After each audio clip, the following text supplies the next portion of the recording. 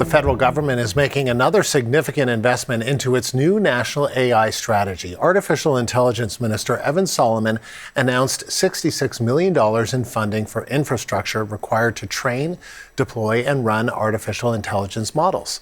The CBC's Kyle Bax is in Vancouver with more. Yeah, he announced the first 44 projects that will receive federal funding for AI, and he's making the announcement here at Web Summit, which is this international tech conference.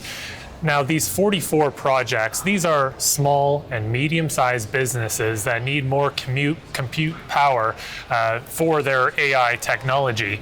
And there are 44 projects, and they're going to share about $66 million as part of $300 million that the federal government has set aside for this fund and this initiative.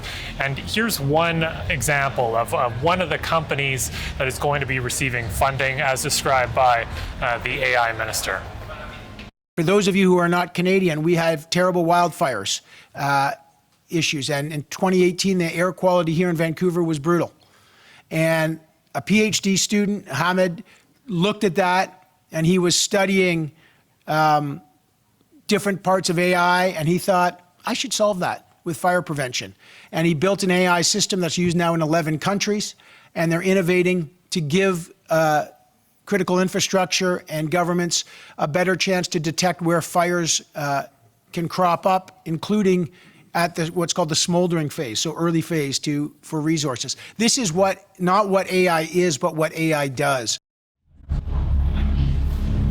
And the federal government put out the call to find projects like this, companies that need more compute power. They put out this call last year, and there's quite a bit of response, a lot of demand for these federal dollars for this initiative. And Kyle, this comes on the heels of Solomon's announcement on Monday of a 3-site AI data center cluster in BC. How does this fit with the government's strategy? Yeah, these are 3 proposed data centers by TELUS. So one will be an expansion of an existing facility in Kamloops, while the other 2 are proposed for Vancouver. This is part of the federal government's push for more AI data sovereignty, so to try to keep more Canadian data within our borders.